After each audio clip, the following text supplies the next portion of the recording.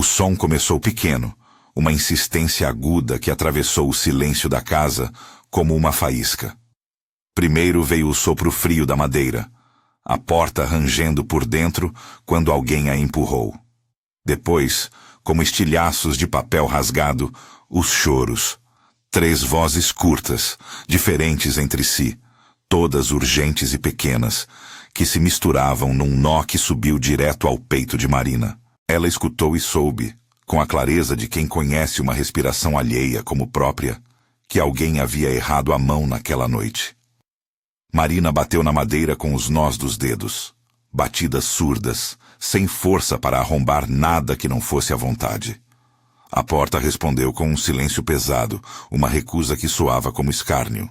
Do outro lado, os choros dos trigêmeos, um choro agudo, um soluço curto e um gemido arrastado, se repetiam, como se alguém os tivesse virado como um registro de emergência. O ar dentro do quarto parecia mais denso do que o da casa inteira. Cada movimento fazia o piso rangear de um jeito que poderia ser escutado até a cozinha, se alguém estivesse prestando atenção. Ela respirou fundo, sentiu o gosto de metal na boca e tentou organizar a cabeça. A mente foi rápida. Calma. Instruções. Presença. Não havia telefone. O celular ficara no bolso do casaco que estava na lavanderia. Não havia porteiro. Não havia vizinho disposto no corredor. Havia apenas 3 crianças que dependiam dela, e uma porta entre ela e o resto do mundo que agora era mais que uma madeira. Era uma sentença. Marina era cuidadora por vocação e por sobrevivência. Fora selecionada para aquele trabalho numa época em que morar com o luto era quase uma profissão. O luto tinha sido seu primeiro nó. A perda de sua mãe. Um buraco que se fazia presente em noites de chuva e em dias claros, que ensinara a Marina a acolher silêncio com paciência e medo com uma espécie de destreza tranquila. Quando conhecera os trigêmeos, sentira algo parecido com emergência e salvação. Eles trouxeram rotinas, vozes múltiplas para preencher a casa e um sentido prático de manhãs, fraldas, mamadeiras e histórias antes de dormir. Rodrigo, o pai, era um homem de presença intermitente, generoso quando estava, ausente quando precisava fechar acordos do mundo. Isabela, noiva dele, chegara com o brilho tenso de quem precisa provar que pertence. Naquele quarto, a voz de Marina tomou forma sem pensar. Foi um som baixo, firme, feito para achatar o medo em pedaços pequenos. Ela conversou como se estivesse falando em telefonema imaginário. Pedro, respira comigo, olha para mim, olha para mamãe. Não era mamãe de verdade, mas a linguagem servia. Lucas, segura a mão de Júlia. Júlia, faz um barulho com a boca, diz oba para mim. Os nomes saíam com hesitações doces. Os pequenos obedeceram às ordens de quem já tinha salvado suas noites outras vezes. O choro arrefeceu em soluços que tremiam. A voz de Marina era o mapa que guiava o navio. A casa, àquela hora, respirava um ar diferente do costume. Havia um jantar formal marcado naquela noite para os sócios de Rodrigo. Taças alinhadas sobre o mármore ainda apagado. Talheres enrolados em guardanapos brancos. A noite fora pensada como um gesto de imagem. Rodrigo, sempre com agenda. Isabela, com seu perfume amadeirado e os olhos que pediam reconhecimento. Ninguém daquela lista havia previsto que a mesa poderia se tornar testemunha de uma traição íntima. A chave reserva apareceu na cena como se tivesse vida própria, deslizando do molho de chaves como um pequeno cometa. Isabela a pegara com a naturalidade de quem já havia experimentado o mundo inteiro como um lugar que cabe na palma da mão. Os movimentos eram calculados, o rosto uma máscara de decisão velada. Ela não queria machucar. Dizia a si mesma que só queria entender onde estava seu lugar, provar, por um teste cruel, que a casa poderia seguir sem Marina. O que começou como um plano minúsculo de validade emocional transformou-se, em poucos instantes, no local onde a linha que separa ciúme de crime foi atravessada. Marina sentiu a mão na maçaneta pelo lado de dentro antes de compreender. Um clique seco, uma respiração que não era dela. Ela golpeou a porta. Chamou. O som vinha obstruído, abafado por algo que só se mostrou como um gesto de incapacidade de diálogo. Na testa de Marina se formou uma linha de frio. As lembranças de outros apertos, contas, despedidas, a procura por um novo começo, passaram como cartas velhas. Não havia tempo para memórias. Haviam 3 mãos pequeninas que dependiam dela ali dentro. Do lado de fora, os passos de Isabela eram rápidos, numerados. Ela deixou a casa com a chave reserva encostada no bolso e um gesto de quem fazia algo definitivo. Passou por corredores que conhecia demais, pelas plantas do hall que Isabela mantinha apenas porque gostava de ver folhas verdes. Saiu e a porta se fechou como uma decisão. Não era violência a princípio, era cálculo. Marina, sozinha com a madeira e o eco, ouviu primeiro o choro, depois o relato das coisas quebradas. Havia um barulho de móveis, uma queda abafada, um soluço mais forte. O som que prenuncia um pequeno acidente dentro de um quarto de crianças. O barulho que mais a cortou foi o de um objeto batendo no rodapé. O pequeno som de um corpo encontrando um recanto duro.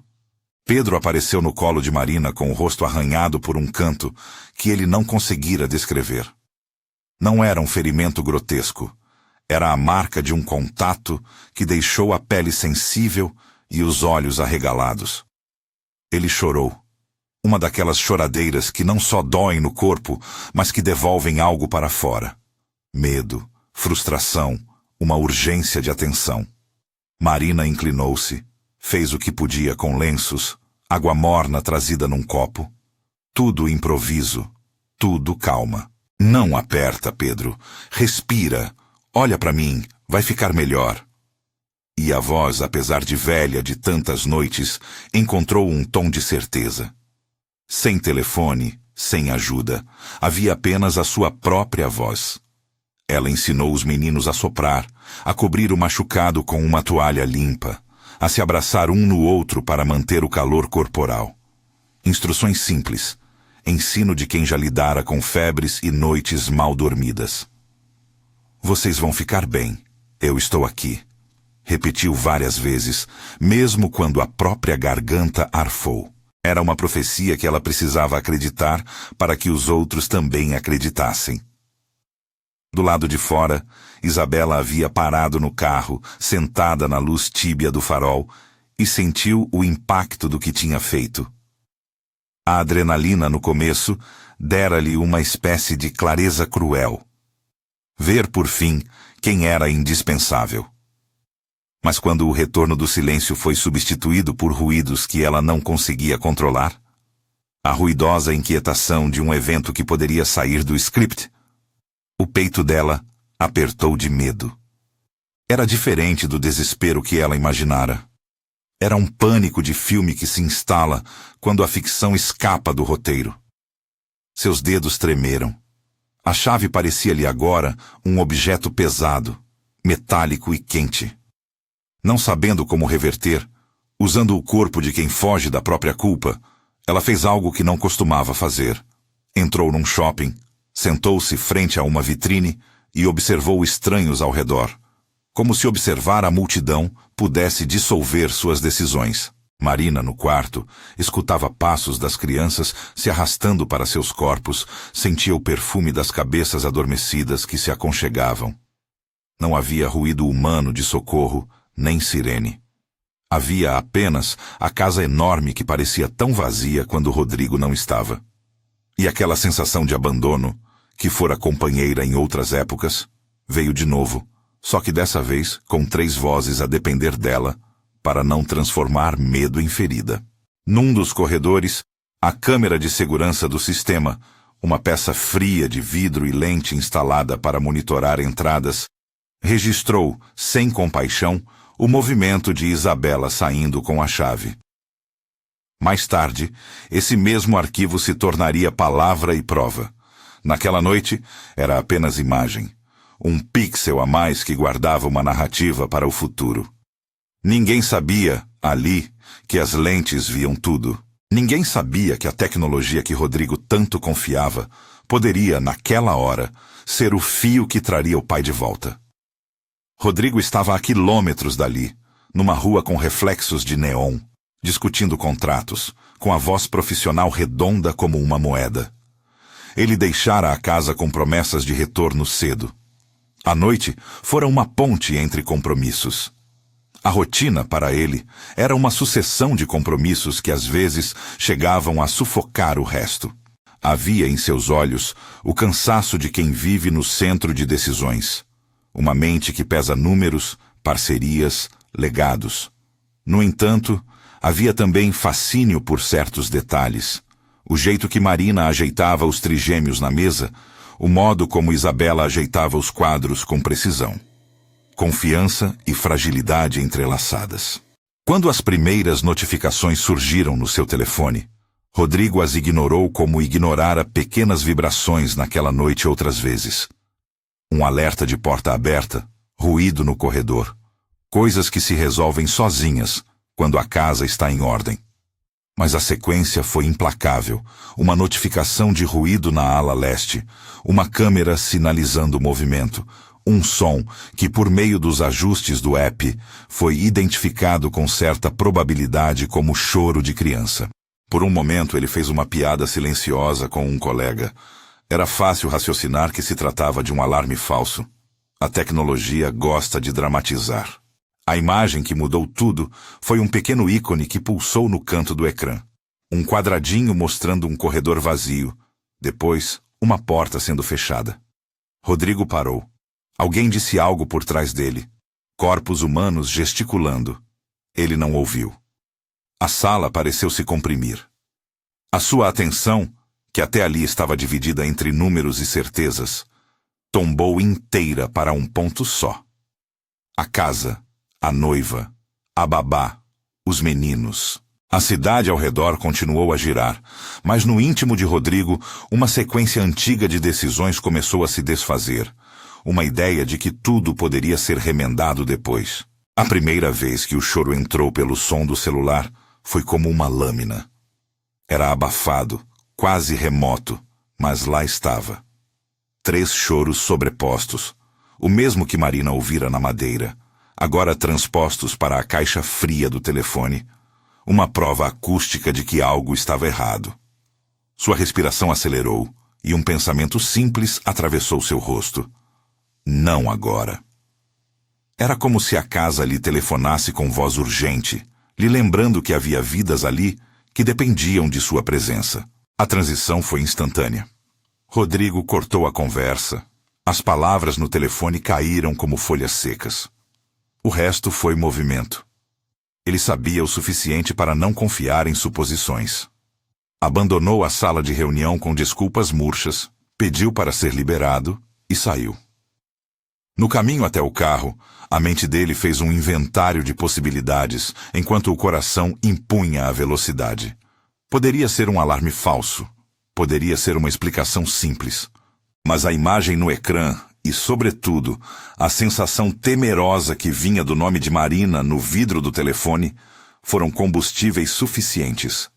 Ele arrancou do estacionamento como se cada segundo fosse um passo a menos entre a casa e o que poderia salvar aqueles que habitavam ali. Enquanto isso, no quarto, Marina improvisava. O machucado de Pedro exigira cuidado simples, e ela fez o que qualquer cuidadora faria. Limpou com delicadeza, colocou uma compressa improvisada, falou sobre coragem. As palavras tinham a precisão de quem conhece o corpo de uma criança, menos por pedagogia do que por memória emocional. Você é forte, Pedro. Você é forte como os ventos que desviam as nuvens. Um bobo refrão que ela repetira sem saber por quanto tempo. As crianças, embora assustadas, absorviam a cadência de sua voz como um cajado que ampara.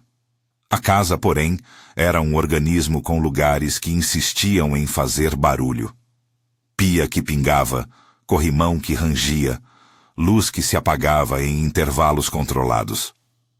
Tudo isso fazia a tensão crescer em níveis geométricos. O tempo parecia elástico, Os minutos se esticavam e comprimiam como uma mola pronta a disparar.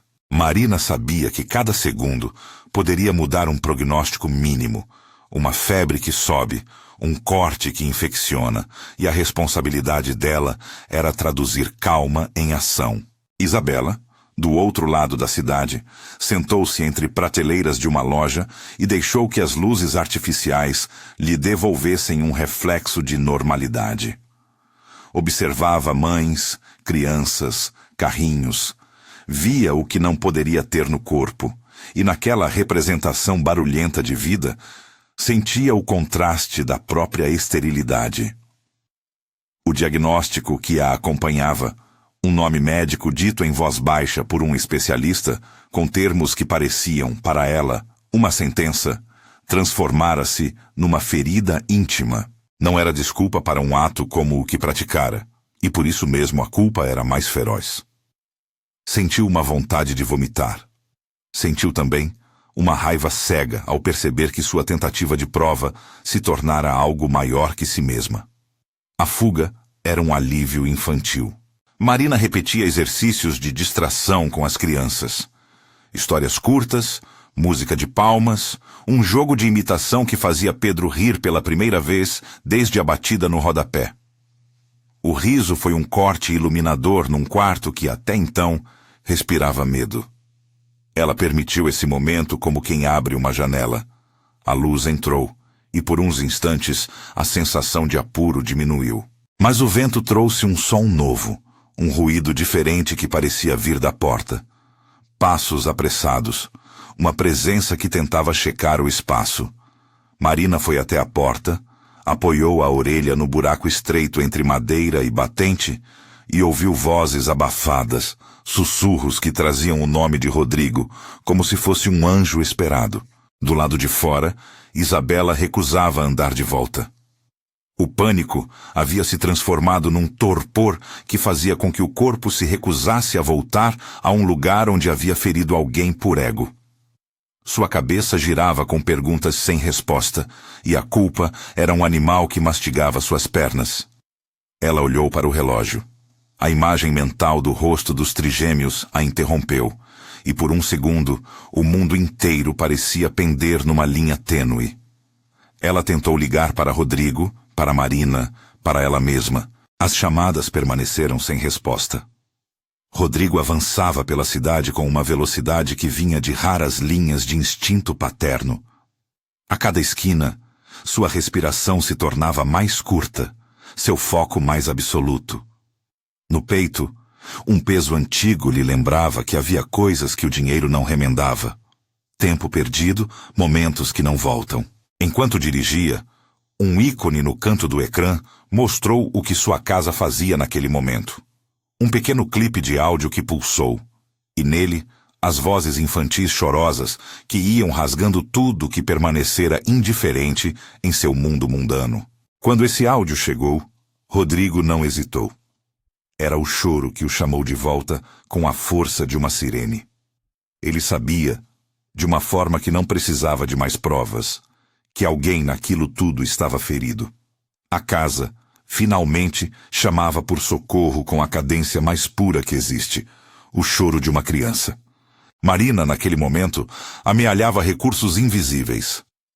Ela pediu que os meninos se deitassem, inventou mínimos rituais de cura, contar estrelas imaginárias no teto, soprar as queimaduras da dor como se fossem velas, cantar uma canção que aprendera quando era menina. As vozes pequenas, obedientes, replicavam em compassos curtos e tremidos.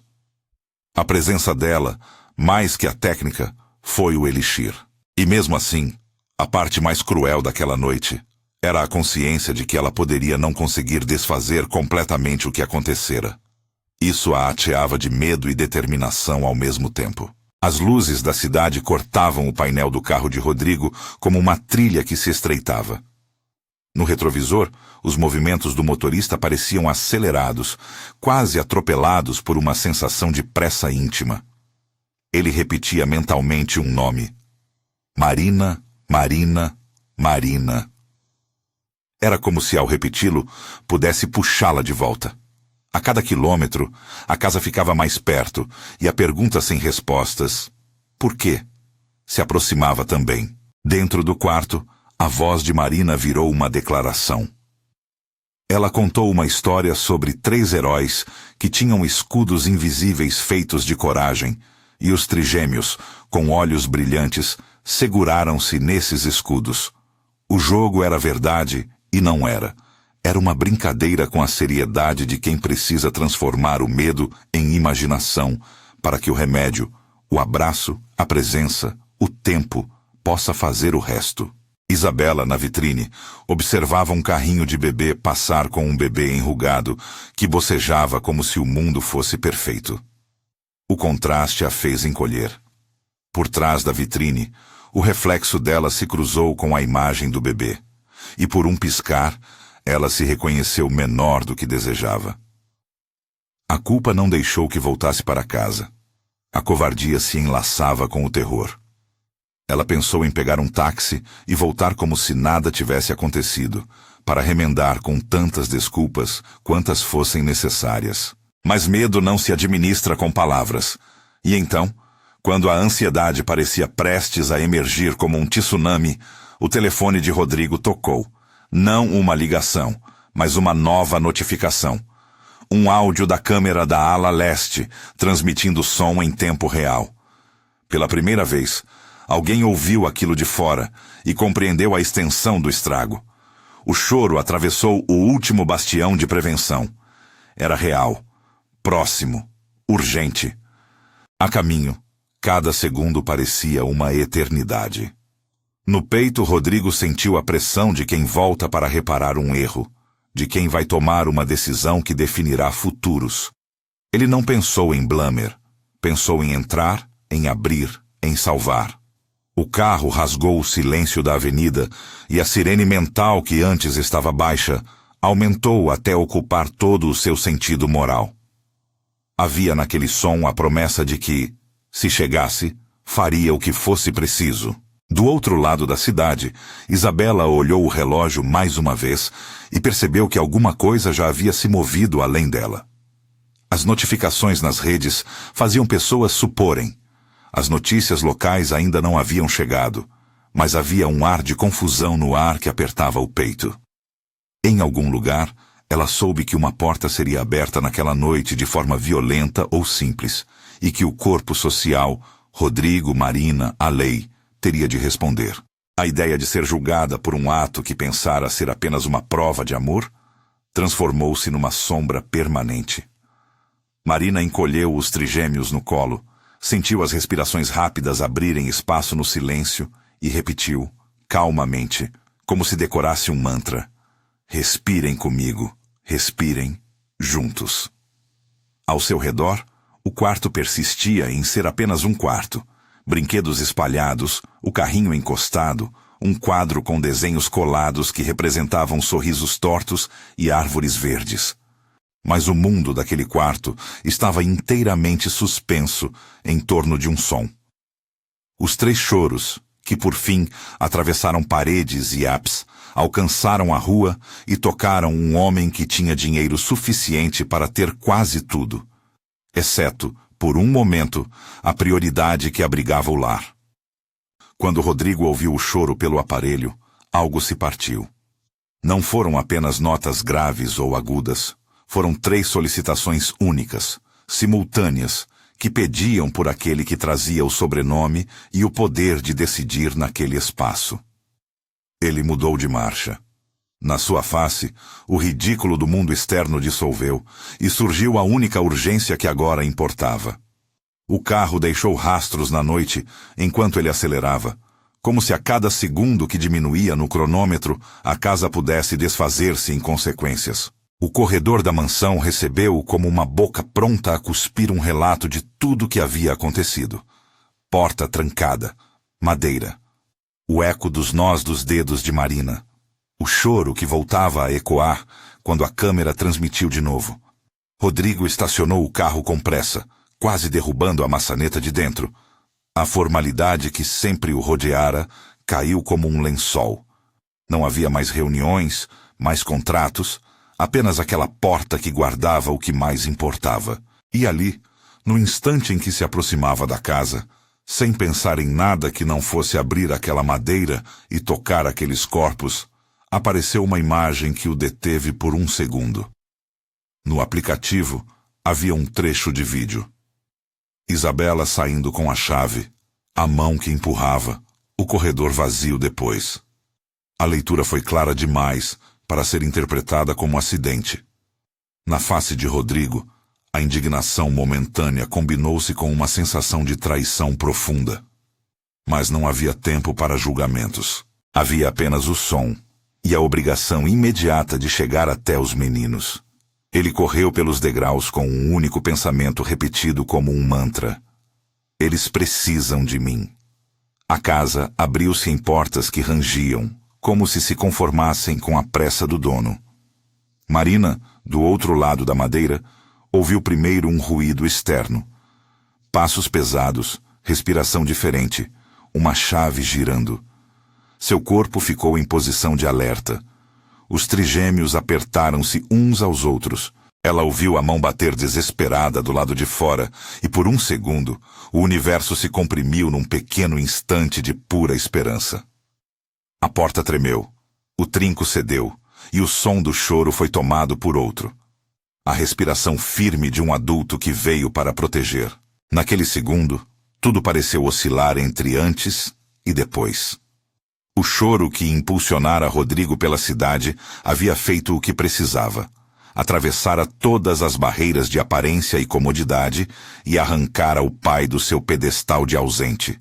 O que vinha depois, a abertura da porta, o encontro, o confronto com Isabela, prometia ser um momento em que toda a vida de Marina, de Rodrigo e das crianças seria reconfigurada. E ainda assim, no limiar do reencontro, o mundo segurou a respiração, como quem espera a próxima cena de uma peça que ainda não terminou de revelar sua verdade. A porta cedeu com um som que parecia dividir o ar em duas metades.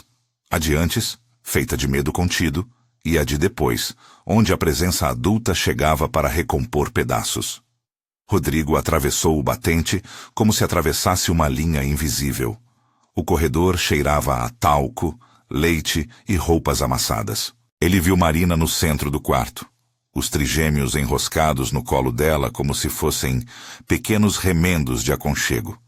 E por um segundo, teve vontade de se ajoelhar ali mesmo, pedir perdão por cada ausência que aquela casa já tivera. Em vez disso, fez o que a urgência pedia.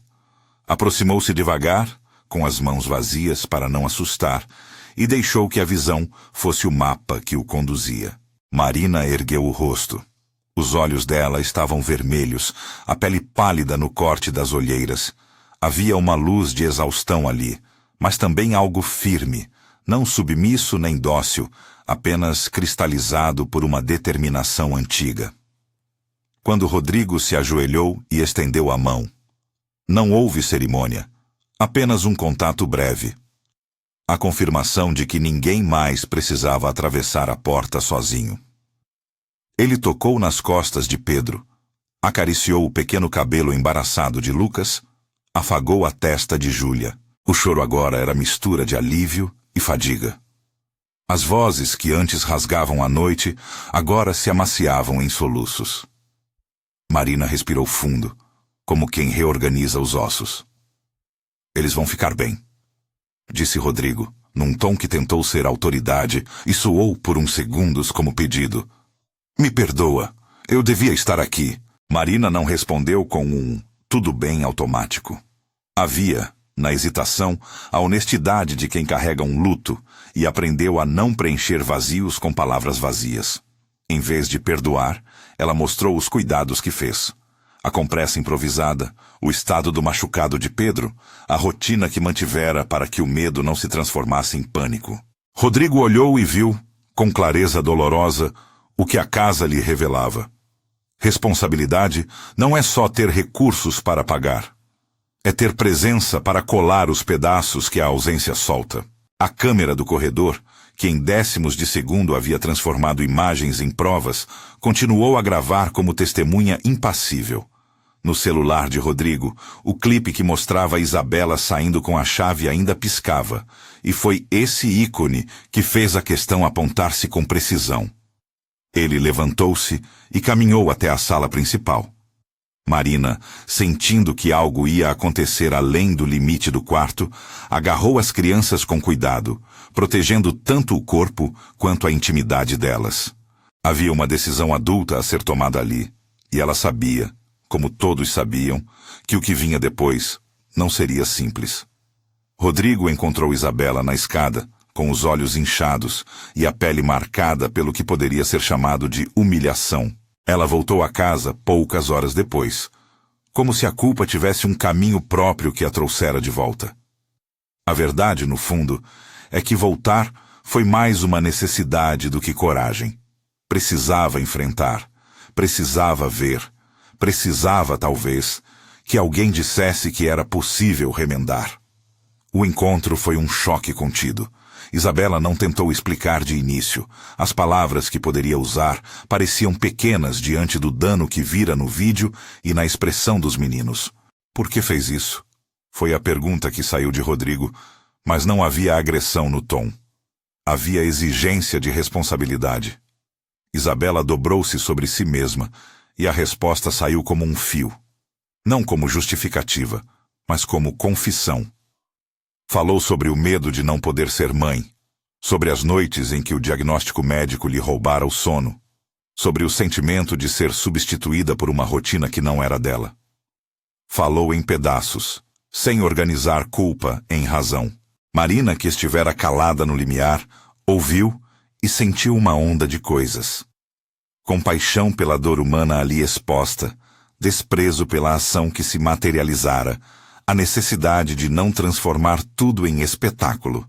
Rodrigo observou aquilo com uma determinação que já não tinha relação com a possessão sentimental. Havia vidas em jogo, e a lei, por mais que fosse uma palavra oficial e fria, precisava ser lembrada como possibilidade real. Chamou a segurança da casa, não num gesto punitivo apenas, mas para que houvesse registro oficial e uma tomada de decisões articulada. Pediu que Isabela saísse da mansão até que os fatos fossem apurados, não com a intenção de humilhar, mas como medida de proteção. A expulsão não foi teatral, foi prática. Chaves recolhidas, 2 funcionários para acompanhar a saída, um carro que a levaria para um local seguro. Alguém precisava garantir que Isabela não voltasse a ter contato com as crianças até que houvesse um laudo, fala de profissionais e medidas que pudessem assegurar o bem-estar dos pequenos. Isabela chorou, com o corpo todo tremendo. Não foi apenas por se ver expulsa. Foi pela perda do que imaginara ser seu futuro, por perceber que uma atitude movida por dor poderia transformá-la numa figura irracional para sempre, se não houvesse intervenção. Ninguém ali, nem Marina, celebrou a punição. Era uma consequência, uma resposta adulta a um ato que feria a estrutura de confiança que mantinha aquela casa em funcionamento. Rodrigo, ao final, virou-se para Marina e ofereceu algo concreto. Não desculpas vazias, mas presença. Pediu que ela aceitasse que dali por diante ele estaria mais presente. Não foi uma frase grandiosa, foi um compromisso. Marina aceitou com cautela. Havia lições a aprender antes de correntes afetivas se formarem. Naquele primeiro período depois do incidente, tudo se reorganizou em torno de cuidados. As crianças foram levadas ao pediatra para a avaliação. Nada que justificasse pânico médico imediato, mas havia pequenas marcas que pediam observação e uma atenção que não se limitasse ao físico. Uma psicóloga infantil foi indicada, especializada em traumas leves e na linguagem do brincar. E, aos poucos, aquelas presas vozes aprenderam novamente a confiar em rostos que não lhes trairiam proteção. As sessões eram curtas no começo. Um painel de brinquedos, uma boneca que precisava ser curada com curativos imaginários, um carro que precisava de conserto. Para as crianças, o mundo voltava a caber em pequenas narrativas. Para Marina, a terapia foi outra coisa. Um espaço onde o luto antigo podia ser falado sem urgência. E a culpa que ela sentia por ter trabalhado num lar em que uma mulher entrou no passo do erro podia ser exorcizada em palavras técnicas e um olhar que não a definia pelo incidente. Rodrigo fez mudanças práticas. Reforçou a segurança da casa, não para expulsar e isolar, mas para que ninguém mais pudesse repetir uma ação invasiva de dentro para fora. Trocaram fechaduras, reorganizaram chaves, e as câmeras foram realocadas para que ficassem menos invasivas e mais em pontos estratégicos de proteção. Ele contratou assessoria jurídica para entender medidas cabíveis sem sensacionalismo e com respeito aos direitos individuais. A presença masculina dele na rotina aumentou. Acordes de noites em que trazia um copo de água, um bilhete de café deixado sobre a mesa da cozinha, pequenos gestos que ensaiavam uma nova forma de proximidade. Marina, diante disso, era prudente. Não era a ingenuidade que a conduzia, era cálculo de quem já tivera a vida puxada por baixo e aprendeu que a reconstrução se faz em passos pequenos e firmes. Isabela, por sua vez, entrou em cuidados. Não se tratou de acolhimento para apagar responsabilidade. Foi a tentativa de distinguir a pessoa do ato, de oferecer a quem errou meios para entender o próprio impulso e a origem dele. Procurou terapia para a dor que a endometriose lhe causara, entrou em grupos de apoio, ouviu de profissionais que a condição médica é um elemento da vida, não uma sentença para agir mal. Reconheceu que a doença não explicava o crime, explicava o sofrimento que alimentara a escolha. Esse processo não a redimiu automaticamente. Criou, sim, uma possibilidade de reflexão. A comunidade ao redor reagiu com mistura de incredulidade e pena. Algumas pessoas a evitaram, outras tentaram entender. O preço social foi real e necessário, porque a confiança quebrada precisava ser mostrada como tendo consequência. O grande desafio daquela temporada foi a neutralização do medo nas crianças. No início, Lucas teve noites de despertar, procurando por Marina no escuro, imaginando portas que se fechavam. Júlia passou a agarrar um ursinho mais firme nas noites frias. Pedro, que havia sentido fisicamente o impacto do rodapé, recuou em momentos de correr na sala. A terapia infantil, feita com jogos e desenhos, ofereceu espaços seguros para que pequenas histórias fossem reescritas. O herói que sempre aparece, a casa que se mantém aberta, a porta que agora tem um cadeado guardado por um adulto. Rodrigo acompanhava 2 vezes por semana as sessões quando podia. Sua presença gradual deu aos terapeutas e às crianças uma base sobre a qual construir confiança. Não foi um processo linear. Havia regressões, dias em que um barulho de lataria fazia os 3 se encolherem, noites em que Marina acordava com sobressaltos. Mas a persistência trouxe, ao longo de meses, sinais de recuperação. Marina, em particular, teve suas batalhas internas. O luto pela mãe, que antes vivia como um pano de fundo de suas escolhas, ressurgiu em sonhos e em dias em que a sensação de ser utilizada como substituta a assombrou. Nos primeiros encontros com a psicóloga, ela trouxe memórias que guardava. Canções de ninar, o cheiro de sopa em domingo, diálogos que foram interrompidos pela morte. Aos poucos, tornou-se possível falar desses fatos sem que o cotidiano da casa virasse roteiro de autopunição. Havia também momentos em que a gratidão batia, por ter um trabalho que lhe permitia reconstruir sentido, por ter crianças que a amavam sem reservas e, estranhamente, por um patrão que agora mudava suas rotinas para ficar mais. Gratidão e cautela andavam de mãos dadas. A convivência entre Rodrigo e Marina foi se moldando como uma escultura lenta. Mais importante do que palavras grandes foi a série de pequenas decisões que ambos tomaram. Ele passou a comparecer nos aniversários improvisados, a trocar fraldas quando a madrugada apertava, a montar um berço quando um dos meninos teve febre. Ela, por sua vez, permitiu uma presença masculina que não invadia sua autonomia. Ele não resolveu por ela, ofereceu-se para dividir. Houve conversas longas, sem pressa, onde Rodrigo ouviu sobre o passado de Marina, sua relação com a mãe, o medo de se apegar e perder. Havia uma elegância nova nos gestos. Ele não pediu que ela esquecesse o que viveram, nem tratou o episódio como uma ponte para o romance. Ele colocou simplesmente cuidado à disposição. Com o tempo, aquela cumplicidade foi germinando em algo mais suave que amor imediato, mas mais consistente que amizade. Foram as pequenas coisas que mudaram o conjunto.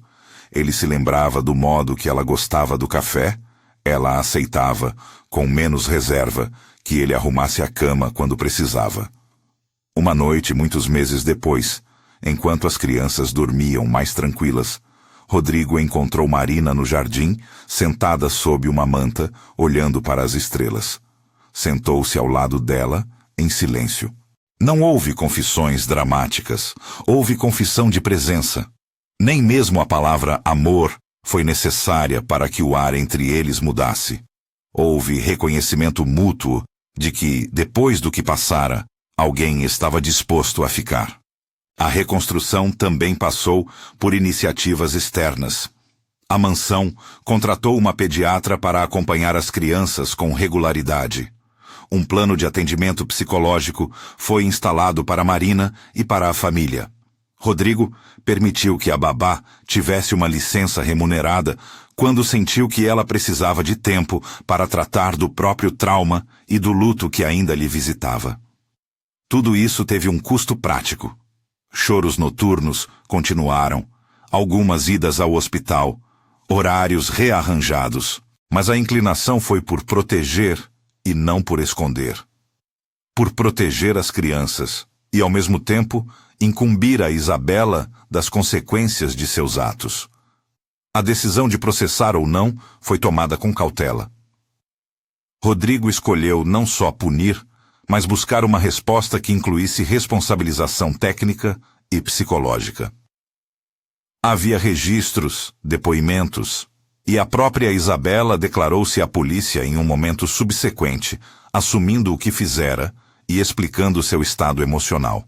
As medidas legais foram acionadas apenas o quanto bastou para oficializar o caso e garantir que houvesse provas e mediação. Não se fez espetáculo. A lei serviu para delimitar responsabilidades e impedir repetição, não para transformar o episódio numa peça de tribunal televisiva. Essa postura teve efeitos práticos na comunidade. Isabela teve restrição de contato e, por um tempo, foi impedida de visitar a casa. Com o passar dos meses, pequenas festas substituíram o clima de tensão. Aniversários, piqueniques no jardim, convites de amigos. A vida cotidiana, que é a sobretaxa mais potente da existência, foi novamente ocupada por tarefas domésticas que curam. Lavar louça juntos, preparar lancheira, contar histórias. Rodrigo foi aprendendo a deixar de lado o impulso de consertar e a oferecer companhia. Marina foi aprendendo a aceitar ajuda sem perder sua autonomia. As crianças foram ganhando sono mais tranquilo. O riso voltou com uma frequência que quase enganava para quem não conhecia o passado recente. Um ponto de virada delicado foi quando Rodrigo, numa tarde de domingo, decidiu convidar Marina para um almoço a sós. Não era jantar de casal, não era declaração. Era um gesto simples: dividir uma refeição. Eles conversaram sobre temas banais e, em algum momento, Rodrigo falou da mãe que tivera, dos erros que cometera. Marina falou do medo de amar novamente. Nesse diálogo, houve espaço para fragilidade sem imposição. Ele não pendurou sua redenção no peito dela. Ela, por sua vez, não colocou todas as suas esperanças na presença do homem rico, que agora fazia escora. A relação cresceu porque em sua base havia respeito. Mesmo com todo esse progresso, a memória do trancamento retornava em flashes inesperados. Marina acordava às vezes em pânico, sentindo a madeira na nuca, como se a porta nem sequer tivesse sido aberta.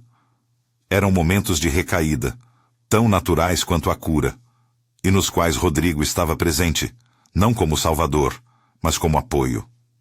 Ele a acompanhou em consultas esperou no corredor de clínicas, levou flores sem pressa de transformar o gesto em pagamento emocional. Aos poucos, as cicatrizes emocionais perderam a urgência cortante e se tornaram marcas que lembravam: sobrevivi.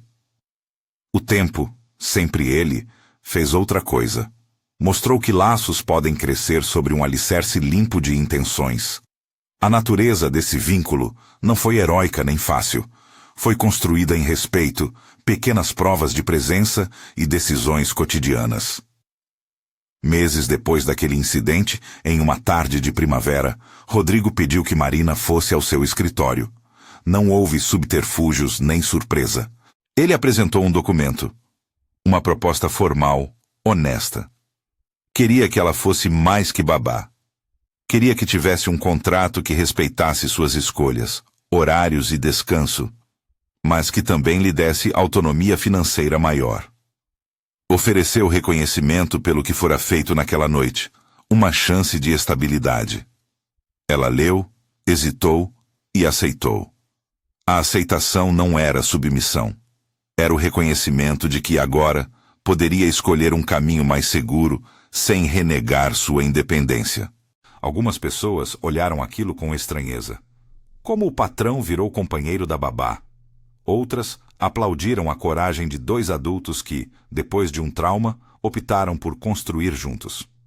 A verdade não é simples. Foram necessários muitos acordos implícitos e explícitos, muitas conversas sobre limites, muitas decisões de não deixar que o passado se transformasse numa narrativa definidora. Quando o afeto cresceu para algo romântico, foi percebido mais como um crescimento natural do que como um salto. E havia sempre o cuidado de não apagar a dor que precedera. O casamento que se seguiu, quando aconteceu, foi uma cena de calma e escolha. Não foi uma cerimônia grandiosa. Foi uma festa simples no jardim da casa, com a presença dos trigêmeos correndo entre as toalhas estendidas, a avó de Rodrigo com lágrimas contidas e alguns amigos que testemunharam a lenta transformação. Isabela não foi convidada. Seu lugar na história havia sido o de quem feriu e que passou a ter um caminho de tratamento. Havia respeito pela necessidade de distanciamento. Marina e Rodrigo trocaram votos que não foram floridos. Prometeram presença, cuidado e a lembrança constante de que responsabilidade e carinho caminham juntos. Havia naquela cerimônia uma sensação de recomeço que respeitava as cicatrizes. O nascimento de Clara veio depois, com a naturalidade de quando algo que se aguardava com cuidado finalmente acontece. Não foi um processo sem tensão. Marina e Rodrigo viveram a gravidez com cautela, acompanhando consultas, monitorando a saúde, celebrando pequenos progressos.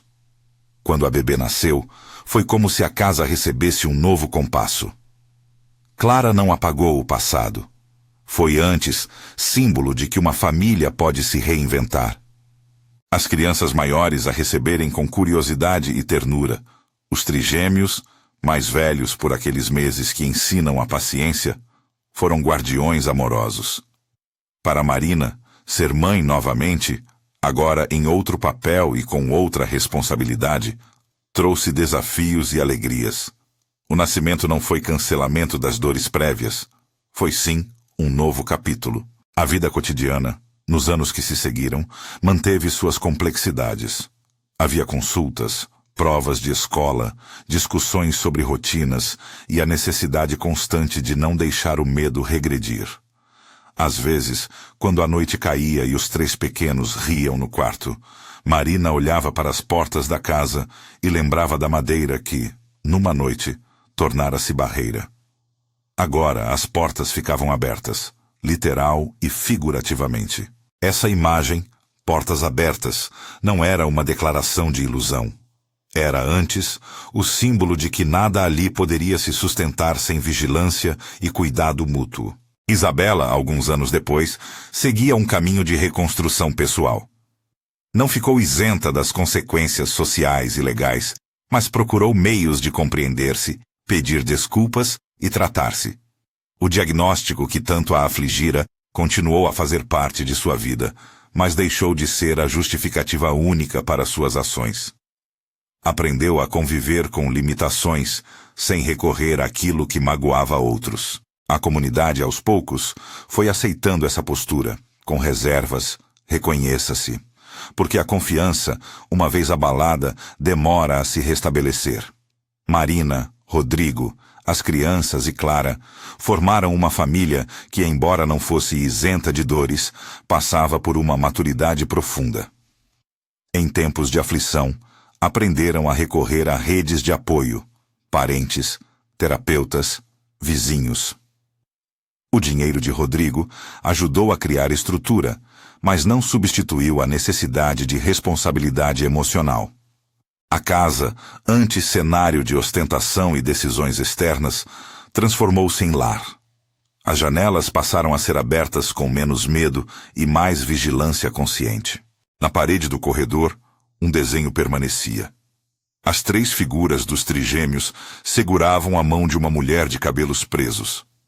Abaixo, numa letra torta, uma frase que uma vez fora sussurrada em um momento de cura: "A gente fica junto."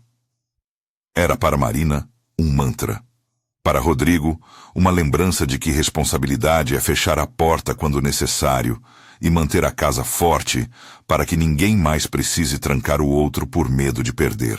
Anos depois, quando as cicatrizes emocionais já eram menos dolorosas e mais como testemunhas, houve um episódio pequeno que resumiu a transformação.